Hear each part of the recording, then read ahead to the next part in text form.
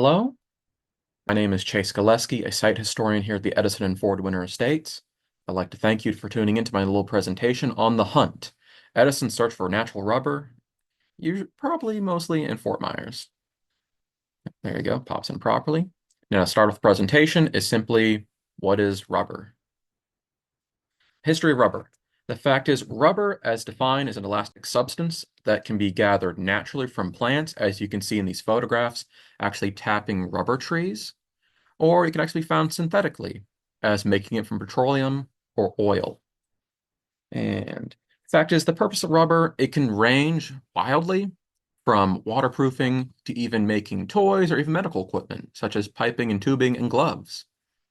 The thing is, though, natural rubber is very malleable. Fact is, you need to do something to it, you must vulcanize it, which is a big hassle that Edison actually faced in his search for rubber. And to get to vulcanization, simply, what is that? What's that term mean? Well, going to start at Charles Goodyear.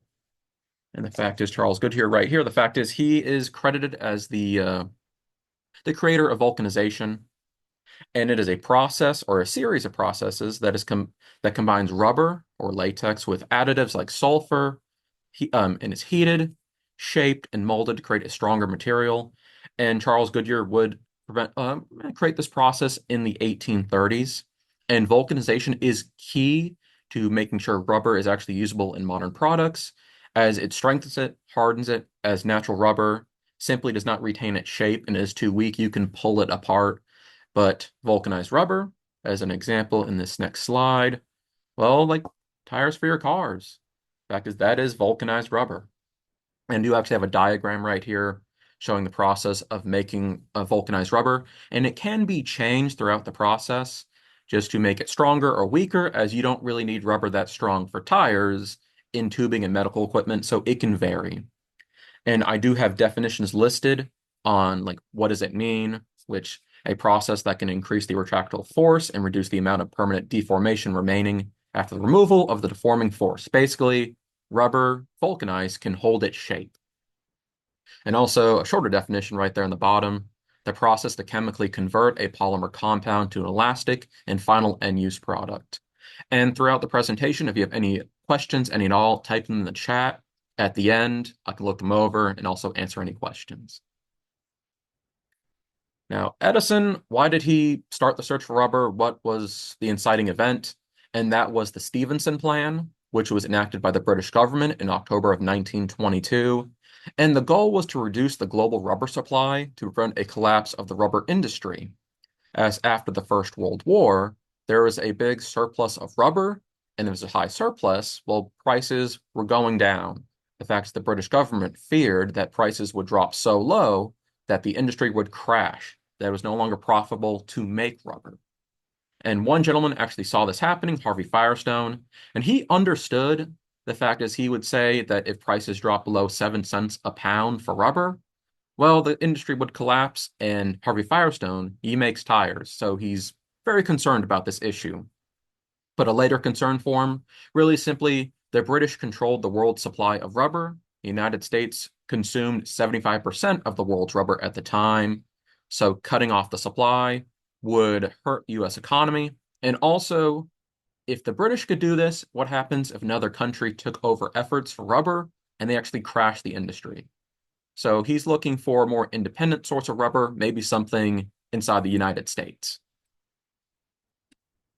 And right here, actually a picture of the US Congress building. The fact is, the United States government was pretty afraid of this effort and really cutting off the supply of rubber for the American economy, for their cars. And there's big debate on simply how does America get a source of rubber? There were a couple issues and a couple sources they could find. There was debate on buying plantations abroad and actually sourcing land to grow rubber, or actually growing within the United States. But an issue is, though, some people thought bringing in foreign plants would actually disturb the local environment and is not seen as really American. But rubber plants in the United States that were domestic, very far and few between. But one gentleman wanted to change this, and that was Herbert Hoover. He was Secretary of Commerce at the time, and later on, President of the United States. And he thought we need to get rubber for America, The British government, they are choking off supply. Where can we find it? Who can I talk to? Well, he had such fine friends as, seen this photograph right here, from left to right, Herbert Hoover, Henry Ford, Thomas Edison, and Harvey Firestone. And Ford, Firestone, and Hoover actually talked to Edison, saying, Edison, you're a genius known around the world. Would you like to take a crack at this problem, seeing if you can grow rubber in America? And Edison said, sure, why not? Because he had faced challenges before in sourcing materials for his labs, for his experiments. As right here, actually a photograph of Edison and the Insomnia Squad, a couple of his assistants in a lab that this was actually during the First World War, trying to create patents and inventions for the United States Navy, for U.S. Naval Research Board. And Edison had faced challenges during the First World War in getting supplies for his factories. As an example, due to the blockade around Germany during the war, certain chemicals he could not actually get for his labs and for his businesses. And also the Stephenson Plan, with rubber prices increasing, jumping from 12 cents to 50 cents, it actually built a factory in Bloomsfield, New Jersey in 1925 to produce hard rubber or vulcanized rubber, actually in-house, due to the fact that hard rubber was used for some of its inventions, like batteries and phonographs. And I do have a photo right here, one of Edison's battery factories. A pretty nice photo, and the fact is rubber was key to his inventing process and also him making money, as Edison was also a businessman in the end. So, what does he do? What kind of plants does Edison pick to grow and test to see if they could actually supply the United States government? Well, he would try gayule. Now, gayule is a plant native to the southwestern United States and also parts of northern Mexico. It is a shrub and has a high amount of latex, or layman's terms, rubber, in the stems. And it was actually chosen by the International Rubber Company, which was formed by the United States government to find a source of rubber for the economy, just in case of the shortage getting worse or the British government cutting off more supply. And the fact is, the issue is, though, with the plant, which Edison would find issue with later on, is gayule takes about 4 to 5 years to mature, and then you can harvest from. You actually cut it from the stalk. The thing is, though, it can regrow from the stalk, kind of like sugarcane in a sense. So it takes a bit of time, but it's native and also has a good amount of latex. I do believe the next photograph actually show people harvesting gayule. This is actually in California during the Second World War.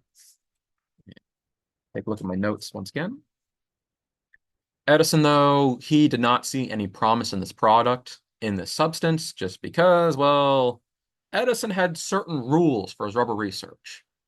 First things first, it had to be a plant for use in case of emergency for the United States. So it's not meant to replace the rubber industry as a whole, just for an emergency, like possibly a Second World War, which sadly did happen. Also, not meant to compete with global rubber prices, as the British Stephenson Plan, rubber prices would be the worst, would be about $1 a pound. Edison would never get his rubber below $2 a pound. So it was never profitable. Third, being frost resistant, as Edison planned to grow this rubber all across the United States, and the more area he could cover, the better. Also, harvest from multiple times before replanting, like with gayule, not simply ripping out the plant and having to plant it anew, saves time and labor. And lastly, the biggest issue Edison had was being able to harvest within a year. Has to be, in his words, snappy, as it's for an emergency. And gayule simply takes too long. It was not worth it for him in the end. A real shame, but how it worked out. Yeah, the thing is, though, Edison, he's got not a lot of money on hand, not a lot of capital, but he does have connections. The fact is, he was known around the world. Citizens across the United States would actually send Edison rubber plant samples, and they say, Edison, does this have any promise? And also, he'd actually contact other companies, like the Union Pacific Railway. Actually, see a photo of one of their trains right here. And they would actually have their conductors going across the country, and once they had stops here and there, actually picking rubber plants off the side of the road and mailing them back to Edison. As everybody was in for the fight, Edison was very popular. It was seen in the press every day, and everyone wanted to chip in as they could to help with this national emergency. And another gentleman that actually helped Edison was Dr. John Small. And he was pretty qualified. He's actually the curator. Let me actually look at his proper title. He was actually in the New York Botanical Garden, a curator there. And he would help Edison and his staff on clipping, preserving, and shipping plants to Edison's labs up in New Jersey and also in Fort Myers, Florida. So hoping the plants would actually survive the journey so he could test them to see how much latex they had. And Dr. John Small would also actually lead expeditions into the Everglades, to the swamps of Florida, trying to find rubber plants. He'd actually have 14 campsites surrounding the Everglades, organizing plant pickings and also sending them back to Edison. So a lot of help right there. And Ford and Firestone would also chip in, sending agents around the world, finding rubber plants and seedlings to send back to Edison for his greenhouses in New Jersey, and also simply his gardens in Fort Myers. Now, founding the EBR. Sorry, never mind. Actually, fact is, this is Glenmont, Edison's mansion in West Orange, New Jersey. He would grow rubber plants here. It was not simply only in Fort Myers, Florida.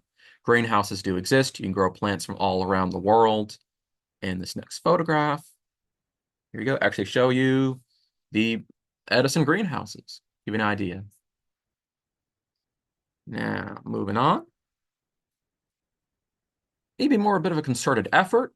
So Edison, Ford, and Firestone in 1927, in July, would form the Edison Botanic Research Corporation, and it was a partnership between Ford, Firestone, and Edison.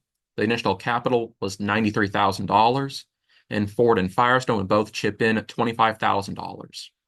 Now, Edison was not forced to chip in.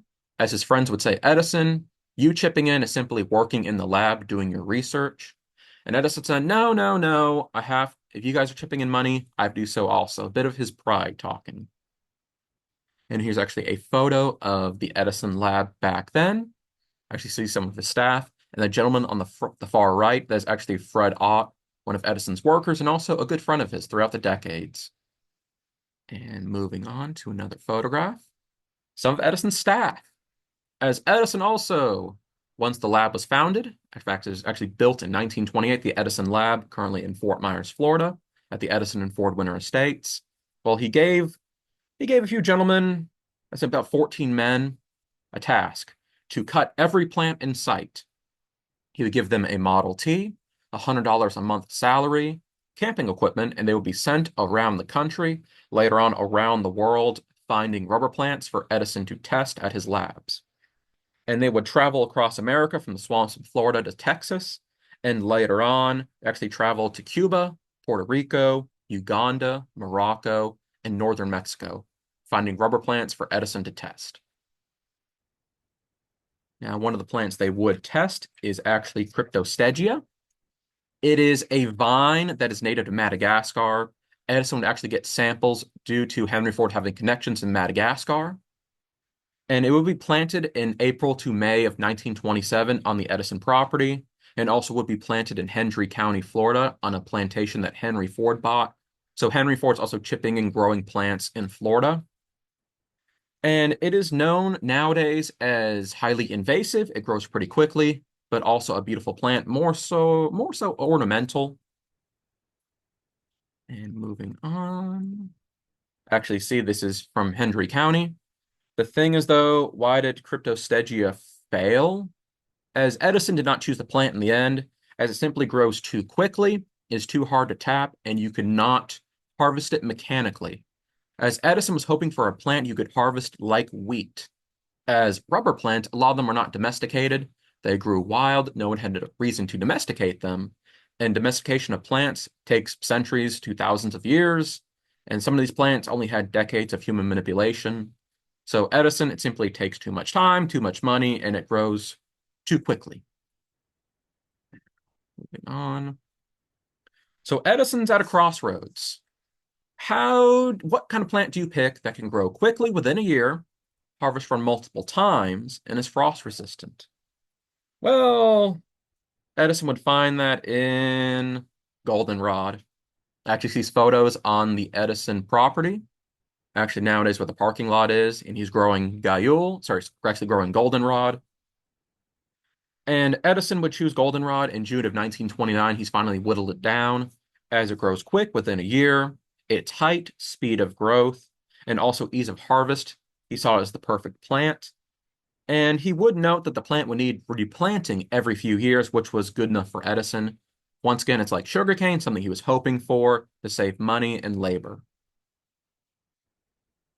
Moving on to another photograph, a wider view of his goldenrod like plantings, his farmland, once again testing it, as Edison would have over 80 staff for the Edison Botanical Research Corporation laboratory, and some of them spent their time outside planting goldenrod, testing it, and harvesting it.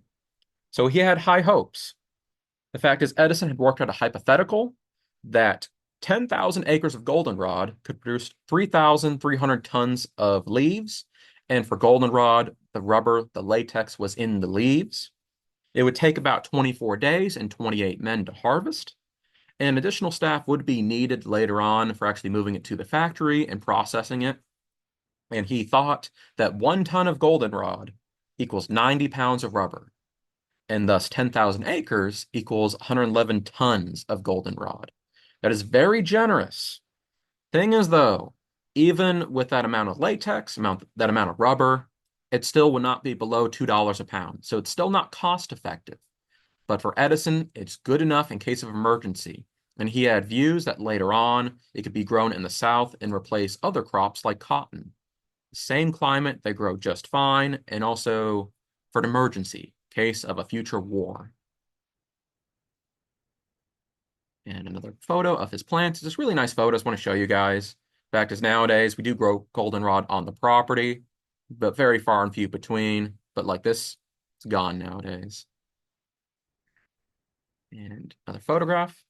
Fact is, we actually do have this goldenrod like framed and preserved inside the Edison lab. If you ever come down to Fort Myers and check out the property, actually be hanging inside the lab. It's a pretty nice photo. It's pretty cool to see Edison and Firestone right there. I believe that is Firestone. Moving on, though. There's an issue. Why did Edison fail? Well, sadly, because he passed away. Edison would pass away on October 18th, 1931. Actually, a newspaper right here. The world mourns Edison, burial at Milan, Ohio. A shame. So Edison, he's not alive. The fact is, though, research would continue until the fact is October 28th, 1931, a chemist at Firestone actually test Edison's goldenrod.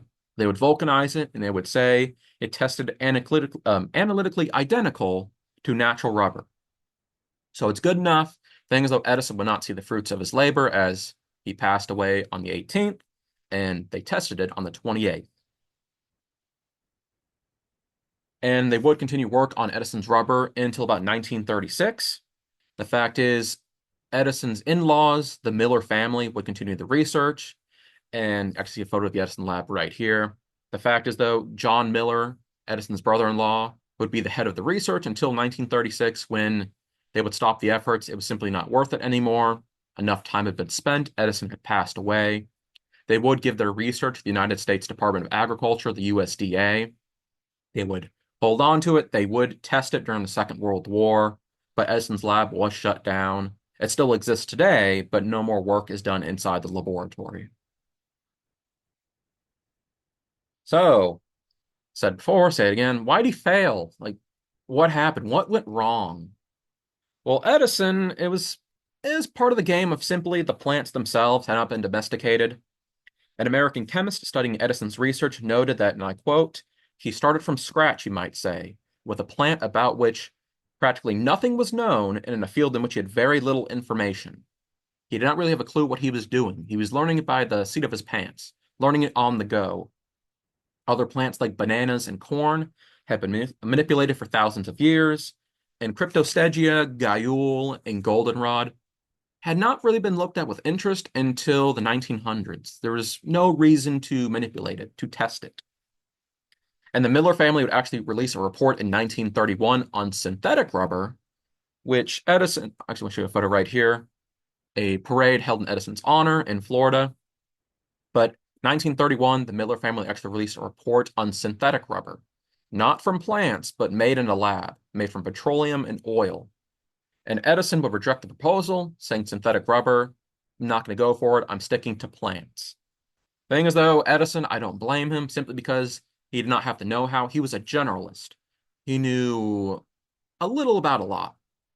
And by the 1920s, he had fallen out of like his way of education and his like being a generalist had fallen out of favor by the 20s. By then, you would specialize in fields of study like polymer chemistry. He did not know about it. That he was bewildered. It was simply past his time, and also he could not step into that. It was too new of a field. In synthetic rubber, sad to say, it's simply, well, I'll show you a photo right here of synthetic rubber being made. Well, it's quicker, it's timelier. As for plants, you have to wait until they're grown, until you can harvest them to tamper with them, to change them. And that can sometimes take months to years. And in labs, it can take weeks to months.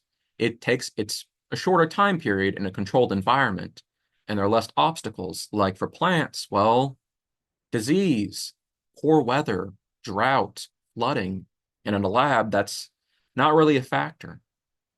It is a shame, but synthetic rubber simply was cheaper and quicker than natural rubber, especially about the Second World War. Now, the legacy of the EBRC. This is a photo taken nowadays inside the lab. As I said before, I'll say again, you can still check it out. You can take a walk inside, view some of the original equipment, as a majority of the equipment here is still original. Thankfully, it's been preserved. You can still walk inside. Thing is, though, there's an issue nowadays with the rubber industry. 70% of the world's rubber is synthetic, but 30% is still natural. Natural rubber is still needed, as some people are allergic to synthetic rubber. So natural rubber is still used in products like gloves, medical equipment, contraceptives, but also used in airplane tires and the sidewalls of regular tires, as natural rubber can handle the change in temperatures as planes rising and falling out of the sky. Well, big shifts in temperature and synthetic tires cannot handle that difference. So natural rubber is still needed. Issue is, though, for the majority, it's one plant being grown. I see right here, actually tapping rubber trees, and they are prevalent in Malaysia, Southeast Asia as a whole. And the issue is, though, if there is blight, if insects involved to instead attack these plants, then the rubber industry collapses to a point. And the world needs to look for another source of rubber. They might have to revive Edison's research, take a new spin on it, and hopefully goldenrod maybe perhaps can come back as a choice as we have advanced throughout the decades, and planting goldenrod and harvesting it might be a bit easier. Some to think about. Now, here are my digital sources. I actually show you some of the websites I used, some for photographs, others for really nice like sources. And also, here's some of the texts I went through. Fact is, the second book listed, Growing American Rubber, Strategic Plants and the Politics of National Security. It's a really good book. I do recommend. It also goes into other plants that would be tested by the United States government as actually using grain to make rubber. That's actually an option. And also Russian dandelion. That is another option. Something I did not go in detail because Edison never really looked into it. He would really focus on Cryptostegia, Gayule, and goldenrod. I would like to say thank you all so much and have a good rest of your day.